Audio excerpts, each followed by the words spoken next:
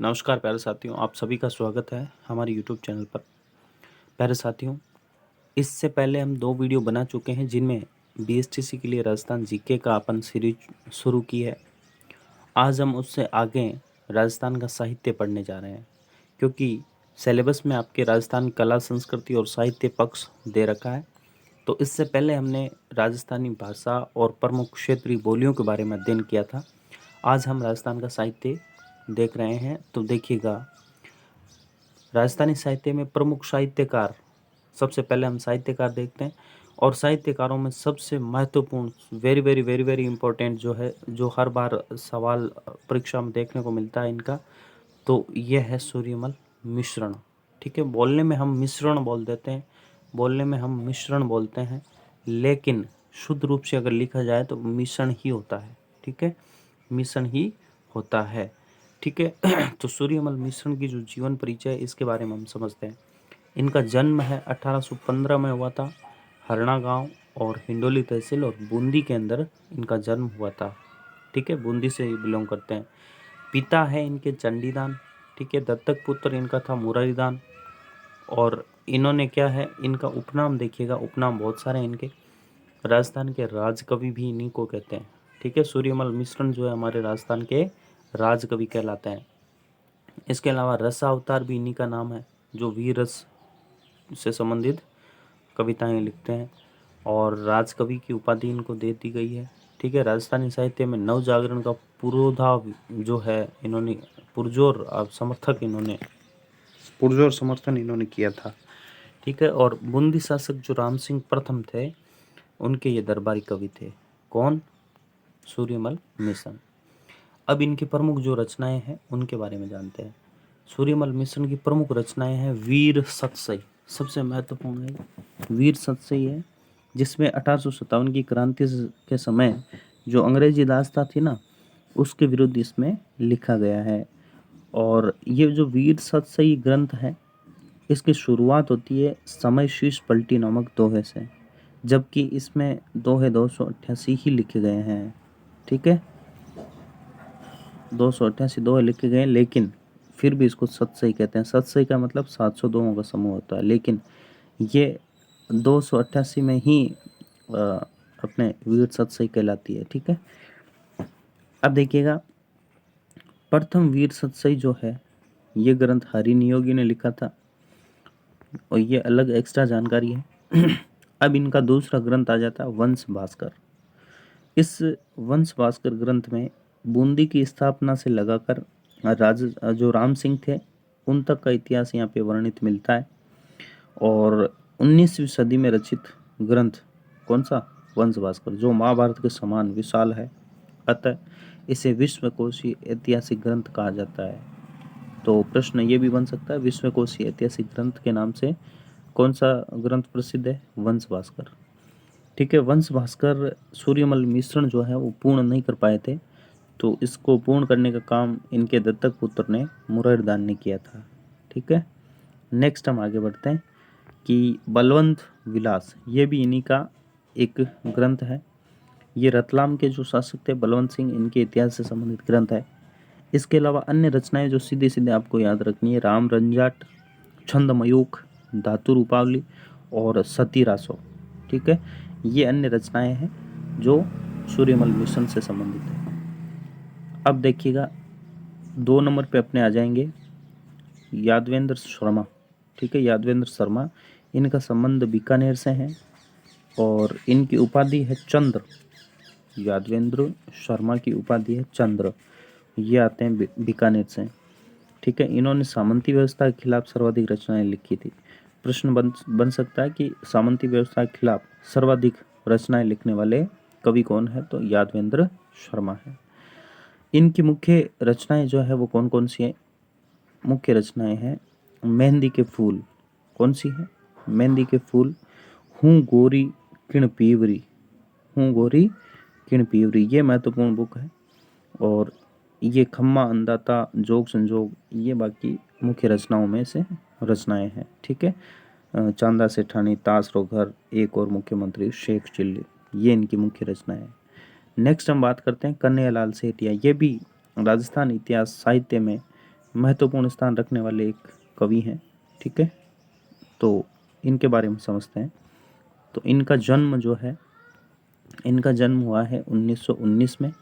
कन्हैयालाल सेठिया 1919, सुजानगढ़ से बिलोंग करते हैं, चूरू से आते हैं ये। और राजस्थानी भाषा का इन्हें भीष्म पितामह कहते हैं। राजस्थानी भाषा का भीष्म पितामह किन्हें कहते हैं?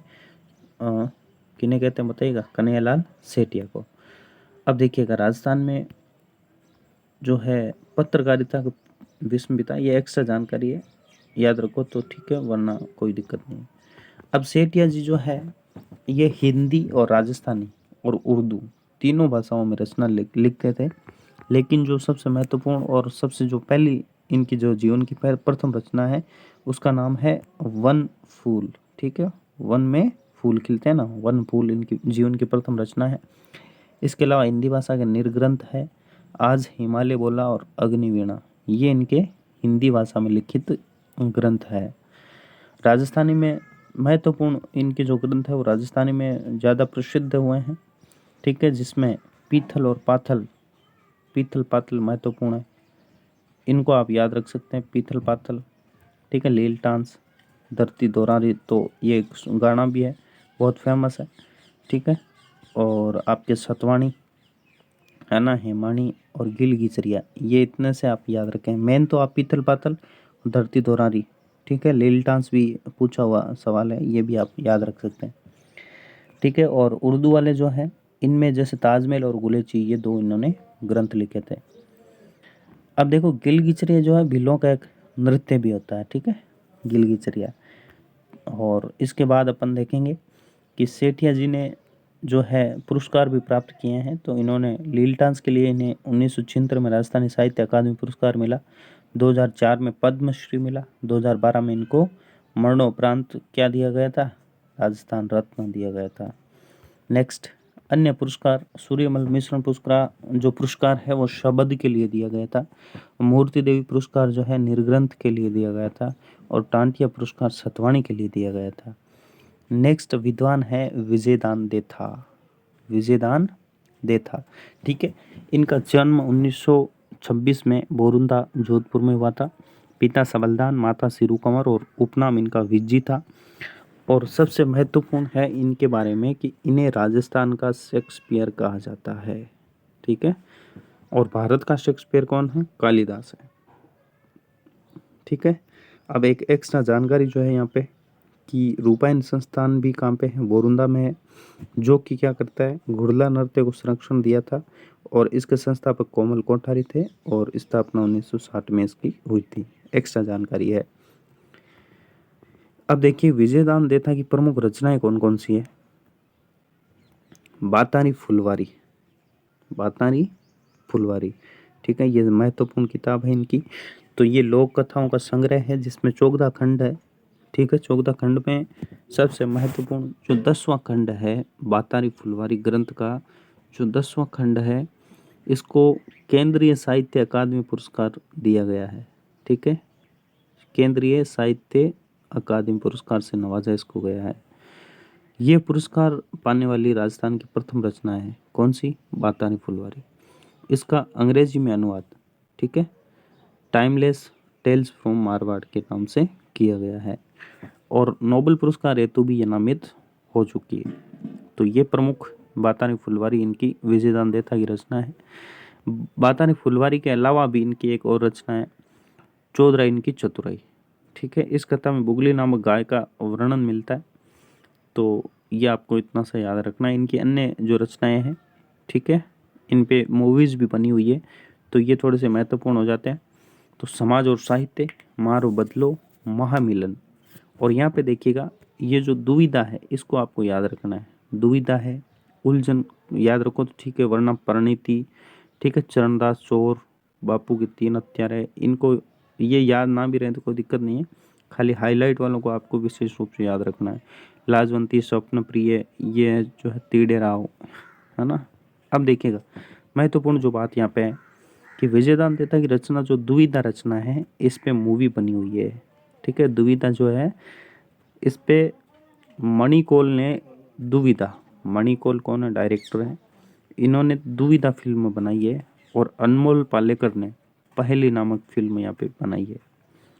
दूसरी बात, विजयदान देता की जो रचना है परिणीति, इस परिणीति पर प्रकाश झा ने और इनकी जो रचना चरणदास चौर, इस पर श्याम बेनीगल ने, किसने, श्याम बेनीगल ने क्या बनाई है, मूवीज आपके बनाई है, इसलिए ये फेमस हो जाते हैं विजयदान देथा। देथा को भी पुरस्कार दिए गए हैं। इन्हें कौन कौन से पुरस्कार मिले हैं? 1992 में भारतीय भाषा परिषद पुरस्कार, 2005 में केंद्रीय साहित्य अकादमी पुरस्कार, 2007 में पद्मश्री, 2011 में रावसिंहा पुरस्कार और 2012 में राजस्थान रत्न इनको दिया गया था।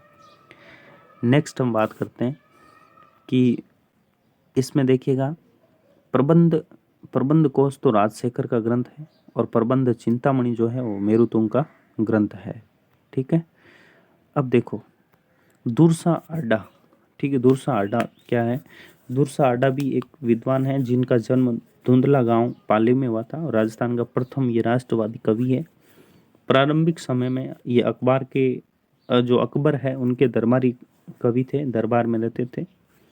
लेकिन एक घटना हुई थी, उसके बाद ये इनका अंतिम जो समय है वो सिरोही के शासक सुल्तान देवड़ा के पास बीता था। ठीक है, घटना वही थी, युद्ध के समय ये बेहोश होके गिर गए थे और उधर से अकबर की सेना वाले इनको मारने आए, तो इन्होंने कहा मैं तो कवि हूँ, और इस प्रकार से ये लंबी कहानी कभी और कभी सुनाएंगे। और अचलेश्वर महादेव मंदिर सिरोही के पास दुर्सा आडा की पीतल की प्रतिमा बनी हुई है। ठीक है, तो ये भी आप याद रख सकते हैं। इसके अलावा दुर्सा आडा की जो मुख्य रचना है वो है विरुद्ध छतरी। इस रचना में महाराणा प्रताप के शौर्य का वर्णन यहाँ पे मिलता है। नेक्स्ट हम बात करें तो देखिएगा पृथ्वीराज राठौड़, ये महत्वपूर्ण कवियों में से एक कवि आते हैं, महत्वपूर्ण विद्वान है। ठीक है, पृथ्वीराज राठौड़ का नाम लेते ही आपको वेली किशन रुक्मणी याद आनी चाहिए। ठीक है, ये महत्वपूर्ण ग्रंथ है और ये महत्वपूर्ण लेखक हो जाते हैं, महत्वपूर्ण विद्वान हो जाते हैं। तो इनके बारे में देखिएगा, ये बीकानेर के शासक कल्याणमल के पुत्र थे और नागौर दरबार जो 3 नवंबर 1570 में लगा था उसमें अपने पिता कल्याणमल के साथ ये उपस्थित हुए थे, जिसके कारण अकबर ने इन्हें गागरोन की जागीर प्रदान की थी और वहीं पर बैठ करके इन्होंने 3 ग्रंथों की रचना की थी, जिनमें सबसे पहला ग्रंथ है वेली किशन रुक्मणी री। ठीक है, जिसको कर्नल जेम्स शॉर्ट ने क्या कहा था ये आप कमेंट में लिखिएगा। ठीक है, और दसम भागवतरा दोहा और गंग लहरी गंगा मैया को समर्पित 80 दोहे इसमें मिलते हैं। ठीक है, पृथ्वीराज राठौड़ की एक अन्य रचना है कल्लाजी रायमलोद के मरसिए। ठीक है, जो जीवित अवस्था में लिख दिए थे, पहले ही लिख दिए थे, यानी इन्होंने जो लिखा था उसी प्रकार से कल्लाजी रायमलोद है, उसके लिखे हुए वर्णन के अनुसार ही उन्होंने युद्ध में वीरगति पाई थी, ये लड़ते लड़ते हुए शहीद हुए थे। ठीक है, देखिएगा वीर विनोद जो बुक है ये एग्जाम में बहुत बार पूछी जाती है। वीर विनोद कवि श्यामल दास की है, लिखी हुई है। ठीक है, वीर विनोद बहुत बार पूछी जाती है। ये उदयपुर राज्य का इतिहास यहाँ पे मिलता है और मेवाड़ महाराणा सज्जन सिंह के आश्रित ये कवि थे। ठीक है, और इनकी उपाधि केसर ए हिंद कविराज। ठीक है, इनका जन्म जो है भीलवाड़ा में धोकलिया गांव में हुआ था, ये भी आप एक्स्ट्रा पॉइंट याद रख सकते हैं। कन्हैयालाल सेठिया ने पृथ्वीराज राठौड़ को पीथल कहकर पुकारा है, पीथल कहा है। और महाराणा प्रताप के जो भाई है शक्ति सिंह, इनकी पुत्री किरण कंवर के साथ पृथ्वीराज राठौड़ का विवाह हुआ था, तो ये इनका पृथ्वीराज राठौड़ और महाराणा प्रताप का संबंध भी इस प्रकार से मिलता है। ठीक है, पृथ्वीराज राठौड़ को पीथल कहा है और महाराणा प्रताप को यहाँ पे पाथल कहा है, पीथल पाथल री धरती। तो कन्हैयालाल सेठिया ने इन्हें पीथल और पाथल कहकर संबोधित किया है। प्रश्न कई बार यह आता है कि पीथल और पाथल में पृथ्वीराज राठौड़ को क्या कहा है या महाराणा प्रताप को क्या कहा है, तो देखिए याद रखने का जो बेस्ट तरीका है, ये पृथ्वी लगता है तो पी लगता है, पृथ्वी पी पीथल। ठीक है, पृथ्वीराज राठौड़ को पीथल कहा है। नेक्स्ट हम बात करते हैं उमरदान देथा, ठीक है, सॉरी उमरदान। इन्होंने, ये ज़्यादा इम्पोर्टेंट तो नहीं है लेकिन फिर भी आप देखना चाहें तो पढ़ सकते हैं। दारू रदोस, अमलरा अवगण और भजनरी महिमा, ठीक है, इन्होंने दादू पंथ की भी आलोचना की है। चंद्र सिंह बिरकाली जो नौर हनुमानगढ़ से आते हैं, इनकी मुख्य रचना बादली है, ठीक है, बादली है। इसकी तुलना मेघदूत के, जो मेघदूत ग्रंथ है उससे की गई है, जो कालिदास द्वारा रचित है।